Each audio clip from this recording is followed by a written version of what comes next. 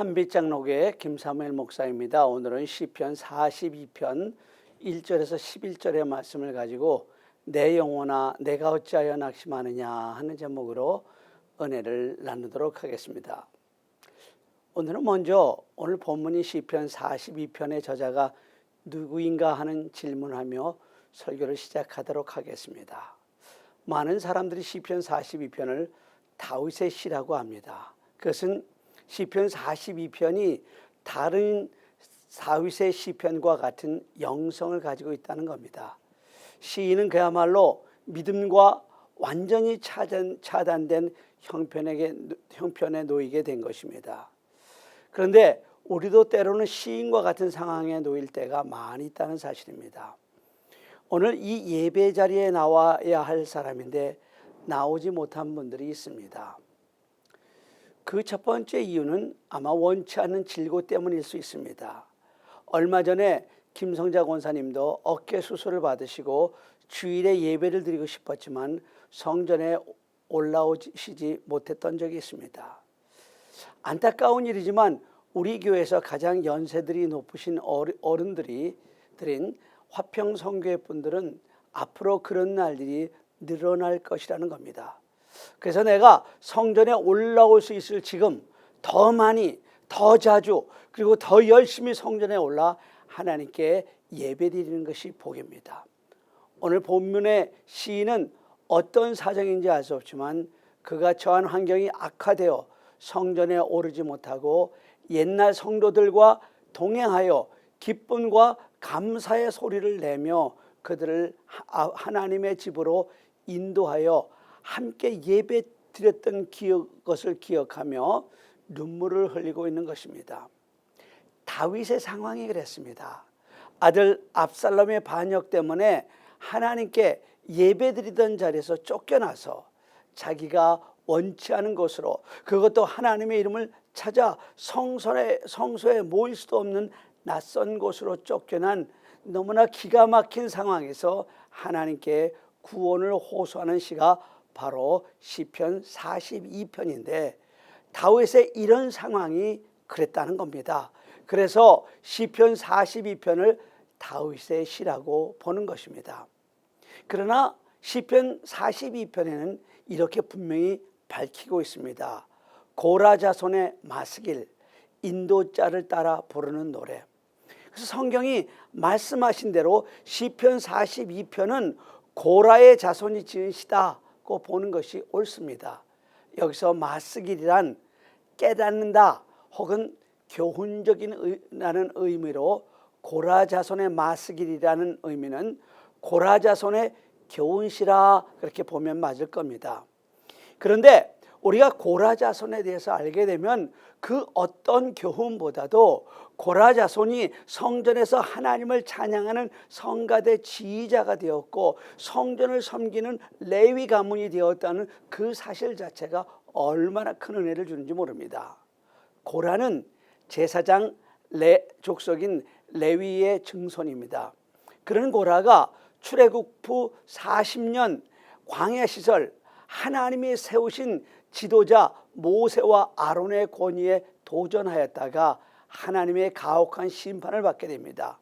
그 심판의 장면을 우리 한국적으로 표현하면 천벌을 받는 것이 이런 것이구나 하고 우리가 표현할 수 있을 만큼 혹독한 시험입니다. 민수기 16장에 보면 그들이 받은 심판을 이렇게 말씀하고 있습니다. 모세가 회중을 향해 이렇게 말합니다. 만일 여호와께서 세일을 행하사 땅이 입을 열어 이 사람들과 그들의 모든 소유를 삼켜 산채로 스올에 빠지게 하시면 이 사람들이 과연 여호와를 멸시한 것인 줄을 너희가 알리라. 모세가 이 말을 마치자마자 그들이 섰던 땅바닥이 쫙 갈라지더니 그들 입을 열고 그들과 그들의 집과 고라에 속한 모든 사람과 그들의 재물을 삼켜 그들과 그의 모든 재물이 산채로 스올에 빠지며 땅이 그 위에 덮여 그들이 이스라엘 회중 가운데서 망해버립니다. 그부터는 이스라엘 백성들 사이에서 고라 그러면 어떤 알레르기 반응을 보였고 반역자인 고라의 무리들과 어떠한 연계성도 피하려는 의식이 있었습니다. 요즘 우리가 새벽마다 은혜를 받는 민수기 27장을 보면은 슬로보앗이라는 사람이 아들 없이 죽어서 그 후손이 끊어지고 그 기업이 없어질 위기에 놓이자 그의 5 딸들이 모세에게 나와서 그의 아버지의 기업을 상속하게 해달라고 청원하는 장면이 나옵니다. 그때도 슬로보앗의 딸들이 이렇게 말합니다. 우리 아버지가 광야에서 죽었으나 여호와를 거스려 모인 고라의 무리에 들지 아니하고 자기 죄에 죽었고 아들이 없나이다. 자신들의 아버지의 죽음이 모세의 지도력에 반역하여 하나님께 죄를 지은 천벌을 받은 고라의 죽음과는 전혀 관계가 있지 않다는 그것입니다. 또 혹시 그런 의심을 할까 봐 두려워서 아예 그 가능성을 배제하고 있는 것을 통하여 우리는 당시의 이스라엘 사람들의 사고방식과 사회적 정서를 엿볼 수가 있습니다. 우리는 여기에서 한 걸음 더 나아가 그런 심판의 과정 속에서 과연 살아남은 고라의 혈족이 있었는가 하는 질문과 함께 만약에 살아남은 자들이 있었다면 위와 같은 분위기 속에서 그들의 자손들은 어떤 모습으로 살았을까 하는 의문을 던져볼 수가 있습니다. 이 질문에 대해서 오늘 본문인 시편 42편이 이렇게 대답을 합니다. 고라 자손의 마스길, 영장으로 노래한 노래. 이건 정말로 놀라운 일입니다. 여러분 생각해 보세요. 민수기 26장 10절과 11절을 보면 땅이 그 입을 쫙 벌려서 그 무리와 고라를 삼킴에 그들이 죽었고 당시에 불이 250명을 삼켜 징표가 되게 하였으나 고라의 아들들은 죽지 아니하였다라고 말씀하시므로 고라의 아들들은 심판에서 벗어나 살아남게 되었음을 보여주고 있지만 비록 그들이 죽지는 않았지만 참 부끄러운 조상들 때문에 하나님으로부터 저주를 받아 멸망한 저주의 대명사가 되었었는데 그야말로 천벌을 받은 가문이 되었는데 그런 고라의 자손들이 성전에서 하나님을 찬양하는 성가대 지휘자가 되었고 성전을 섬기는 제사장 가문이 되었다는 사실은 그 자체만으로도 우리에게 얼마나 큰 은혜를 줍니까? 아마 저주의 대명사로 불리던 이 고라의 후손들이 하나님 앞에서 전전긍긍하며 더 하나님의 뜻대로 살려고 애를 쓰며 명예를 회복할 기회를 찾고 있었을 것입니다. 그런데 그때 다윗이 처음 나라를 세우며 상처받은 자, 병든 자, 빚진 자, 목자 잃은 양같이 방황하는 천민들과 사회에서 억울하게 쫓겨나 천민이 되고 깡패가 된 사람들을 끌어안고 그들을 치유하며 새 나라를 건설해 나갈 때 고라의 자손들이 다윗의 수하로 들어간 것입니다. 역대상 12장에는 다윗이 사울의 핍박을 피하여 시글락에 숨어 있었을 때 다윗을 도운 용사의 이름이 나오는데 역대상 12장 6절에서 이렇게 말합니다. 고라 사람들 엘가나와 이사야와 아살렐과 요엘셀과 야소부암이며 고라의 자손 중에 엘가나와 이사야와 아살렐과 요에셀과 아소부암은 다윗을 따르며 다윗이 위기를 만나면 칼을 들고 다윗을 보호하였습니다. 그때부터 고라의 자손들은 레위 자손 중에서도 가장 유명한 가문으로 등장을 하게 된 것입니다. 후에는 다윗이 아들 압살롬의 반역을 피해 겨우 측근 몇 명을 데리고 신발도 신지 못하고 엉엉 울며 망명길에 오를 때도 다윗 왕을 수종들던 충성스러운 신하들 중에 바로 고라의 자손들이 있었습니다. 그래서 망명길에 예배조차 드릴 수 없는 눈물 짓는 다윗 왕의 마음을 아프게 느끼고 찬양시를 짓게 되는데 그 찬양시가 바로 오늘 본문인 시편 42편입니다. 고라의 자손들이 얼마나 다윗 왕의 그 아픈 마음을 잘 헤아리고 있었는지 오늘 본문인 시편 42편을 아들 압살롬의 반역을 피해서 있을 때 다윗이 지은 시라고 볼 정도입니다. 그리고 고라 자손은 아주 후에 유다가 멸망당하고 바벨론 포로에서 돌아오는 후에도 예루살렘에 있는 성전을 지키는 문지기로 봉사를 합니다. 이런 고라 자손의 역전기는 그 자체가 우리에게 깊은 감명을 줍니다.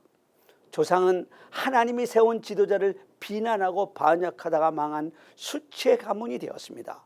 그러나 그의 자손들은 절망하지 않고 포기하지 않고 가문을 다시 일으켜 성전의 음악가가 되어 하나님을 사모하는 다윗 왕의 마음을 헤아려 시를 짓고 하나님을 찬양하게 됩니다.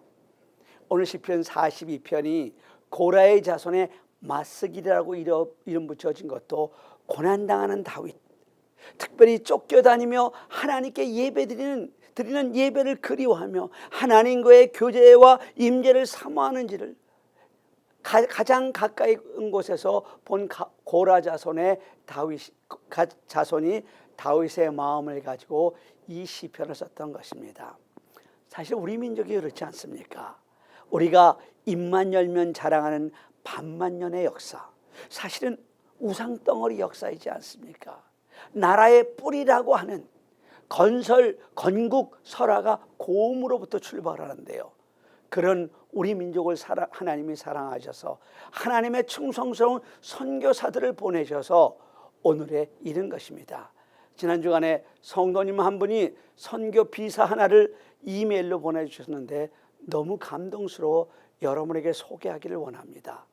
지금부터 110여 년 전에 한 젊은 선교사 부부가 미국 선교부에서 한국으로 파송을 받았습니다. 이 젊은 선교사 부부는 충남 공주를 선교 기반으로 하여 선교를 시작했습니다. 공주에서 첫 아들을 낳았는데 그 첫 아들의 이름을 한국의 광복을 기원하면서 한국식 이름을 우광복이라고 지었습니다.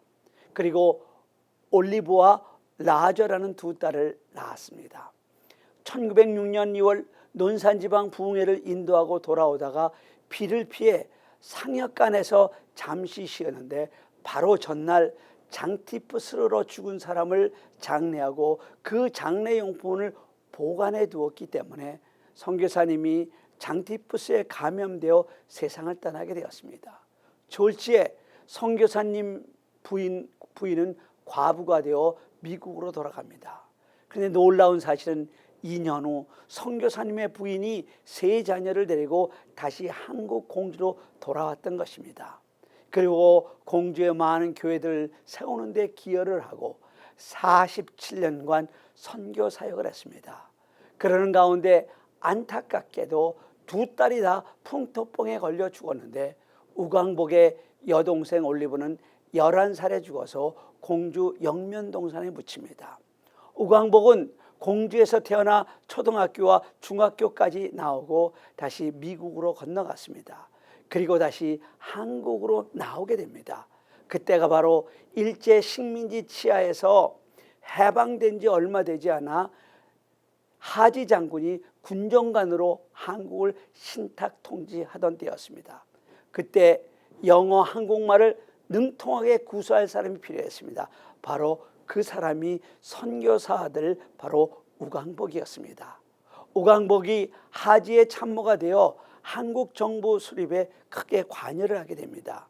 그때 하지 장군이 우광복에게 내가 한국 사정을 잘 알고 있으니까 앞으로 한국을 이끌어갈 인재 50명을 추천해 달라고 했습니다. 우광복은 어머니와 상의한 후 어머니가 추천한 50명을 하지 장군에게 소개를 합니다. 놀라운 사실은 50명 중에서 48명, 거의 다가 기독교인이었다는 것입니다. 그래서 한국 정부 수립 때 요소에 기독교인들이 들어가서 나라를 세웁니다. 문교부 장관에게 기독교인이 임명되어 미신 타파를 시작합니다. 국방부 장관이 기독교인이 되어 군대 안에 군목제도의 토대를 마련하여 한국군을 하나님의 군대로 만들었습니다.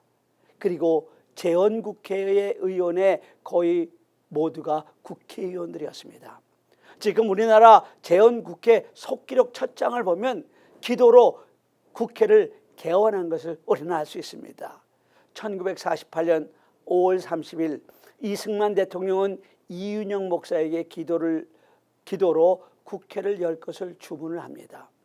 대한민국 독립민주국 제1차 회의를 여기서 열게 된 것을 우리가 하나님에게 감사해야 할 것입니다.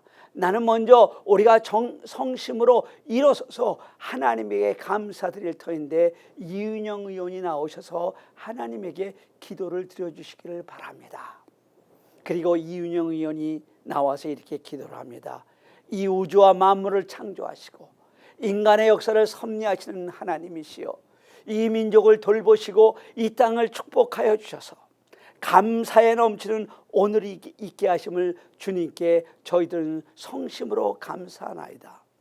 오랜 시일 동안 이 민족의 고통과 호소를 들으시사 정의의 칼을 빼서 일제의 폭력을 굽히시사 하나님은 이제 세계 만방에 양심을 움직이시고 또한 우리 민족의 염원을 들으심으로 이 기쁜 역사적 환희의 날을 이 시간 우리에게 오게 하심은 하나님의 섭리가 세계 만방에 성시하신 것으로 저희들은 믿나이다.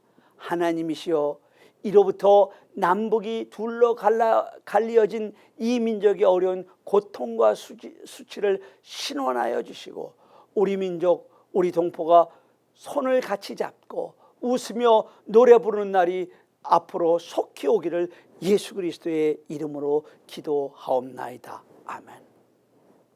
여러분, 이때는요 기독교인이 전 국민의 5%도 안 되는 때였습니다.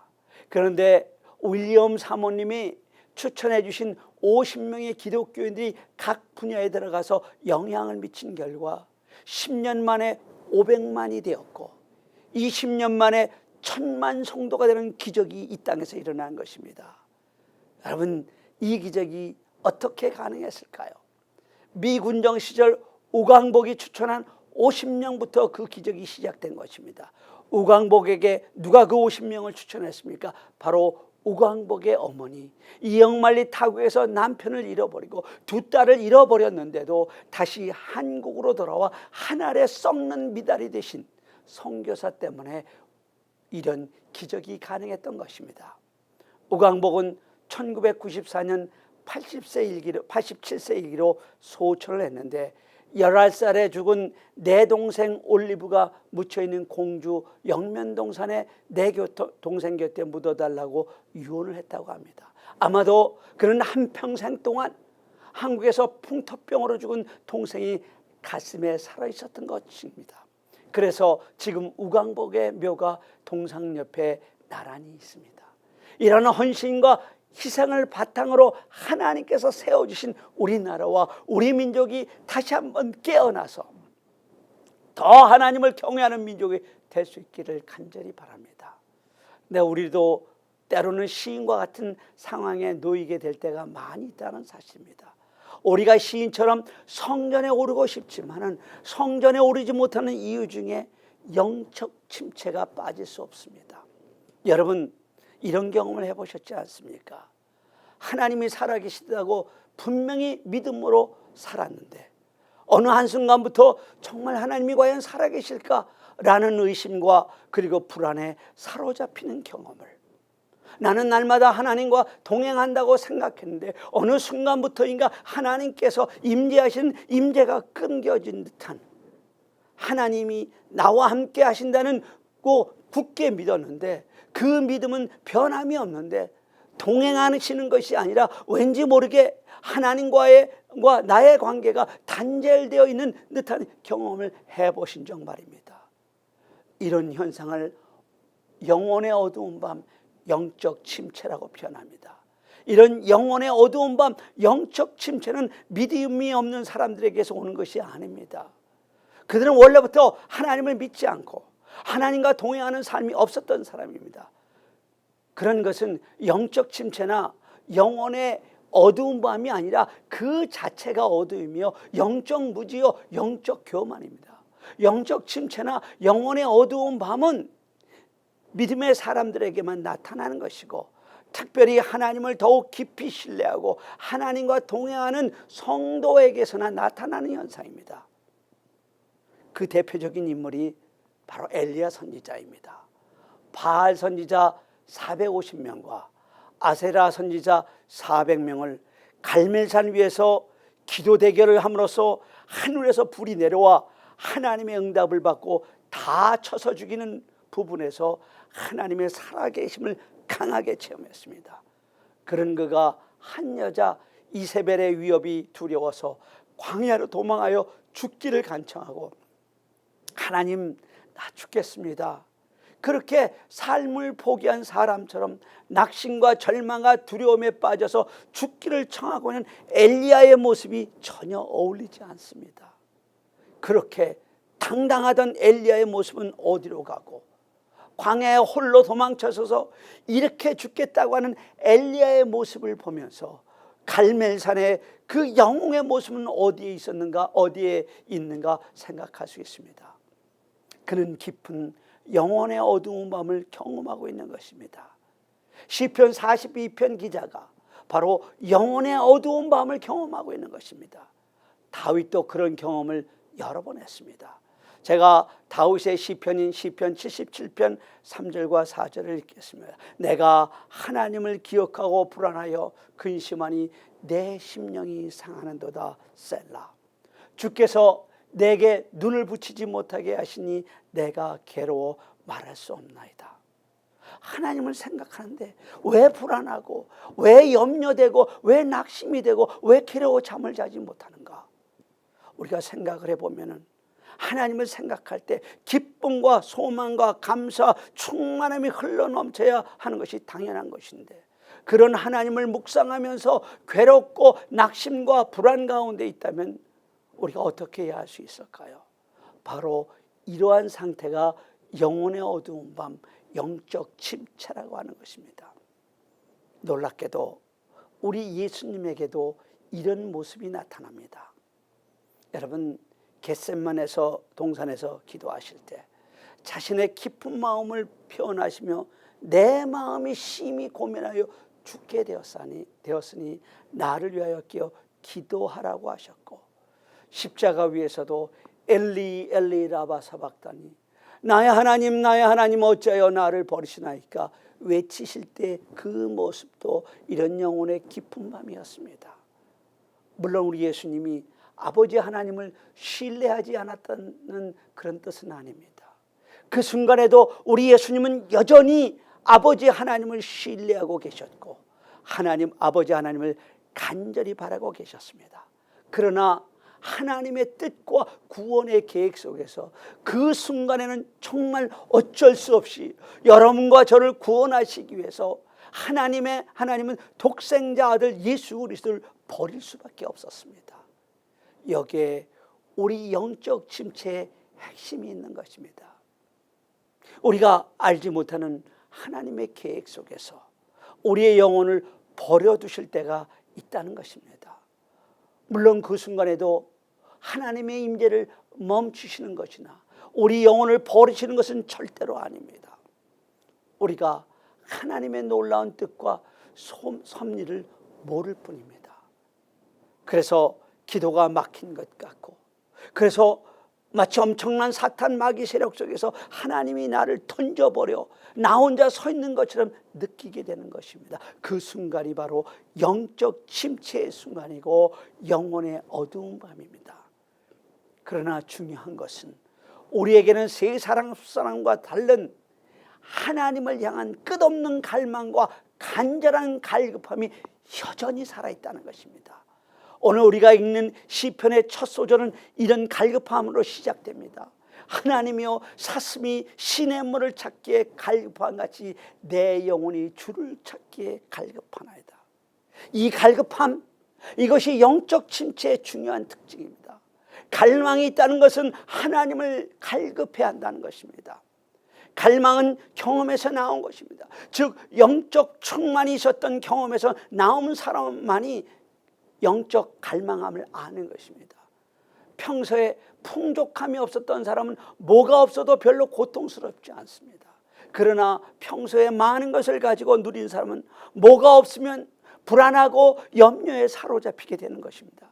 이것을 영적으로 대입해 보면 하나님과의 깊은 교제, 하나님과의 살아있는 임재 속에서 살아계신 하나님의 역사하심을 강렬하게 하나님과의 만남을 경험해 본 사람일수록 영적 깊은 고통을 경험하게 됩니다.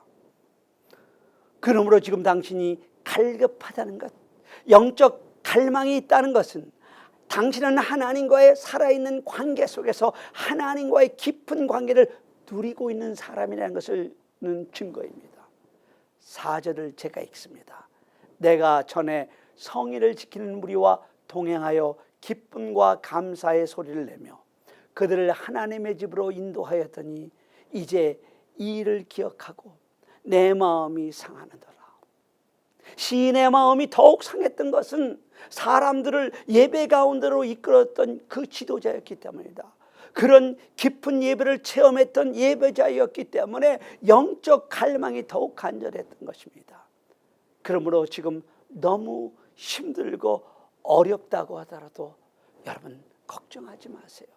당신에게 영적 갈급함이 있다는 것은 당신이 영적으로 죽은 사람이 아니라 영적으로 살아있는 사람이라는 것이고, 당신에게 은혜에 대한 갈급함이 있다는 것은 당신의 은혜에 대한 체험이 있다는 것입니다. 문제는 이런 설교를 들으면서도 내 안에 갈급함이 없다는 것입니다. 갈망과 갈급함이 없다는 것은 무엇인가 영혼에 심각한 질병이 생긴 것입니다. 그럼 왜 이런 영적 침체를 하나님께서 우리에게 허락하시는가 하는 것입니다. 그것은 우리가 믿음으로 하나님을 만나기를 원하시기 때문입니다. 우리 눈에 훤히 보이는 보이는 것은 믿음이 필요 없는 것입니다. 하나님은 보이지 않으시기 때문에 우리가 더욱 하나님을 믿음으로 만나고 더욱더 하나님의 임재를 깊이 체험하기를 우리 하나님은 원하시는 것입니다.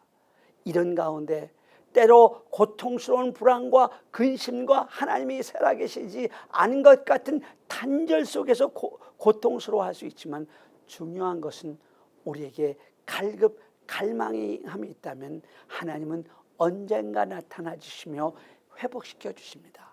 하나님은 분명히 이렇게 말씀하십니다. 나를 찾는 자가 나를 만날 것이라. 부르짖으라 내가 응답할 것이라. 영적 침체 가운데 있을 때, 아무것도 보이지 않는 것 같은 영혼의 밤을 헤맬 때 하나님을 찾고 부르짖고 구하는 자가 만나고 찾게 될 것이라는 것입니다. 존 스타트 목사님은 오늘 본문을 해석하며 이런 말을 했습니다. 영적 침체의 치료책은 단 한 가지다.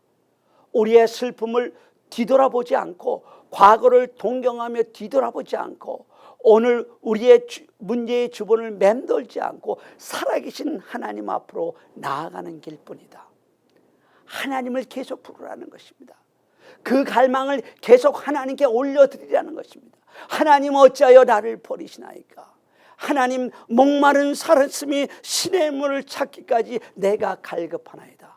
목마른 사슴이 시냇물을 찾듯이 내가 하나님을 갈망합니다. 하나님 다시 만나고 싶습니다. 이렇게 하나님을 간절히 부르는 가운데 하나님의 임재를 초청하는 것입니다. 그래서 우리는 영적 침체 가운데 있을 때 하나님의 이름을 부르는 것을 포기하지 말아야 합니다. 그런데 우리는 기도하기 어려울 정도로 힘들어 우리의 기도의 제목을 담지 못할 때도 아버지 하며 하나님을 부르는 것만으로도 하나님의 임재 가운데 나갈 수 있습니다. 하나님 그분의 임재하심을 사모하시는 초청, 하나님 그분만의 이름을 부른다. 그것이 우리에게 얼마나 중요한지 모릅니다. 여러분 끝까지 기도의 끈을 놓지 마십시오. 여러분 끝까지 주의 이름을 부르는 것을 포기하지 마십시오. 그래서 마침내 하나님의 나타나심의 은혜로 말미암아 하나님을 여전히 찬송하는 삶을 사시기를 간절히 바랍니다. 우리 다 같이 기도드리시겠습니다.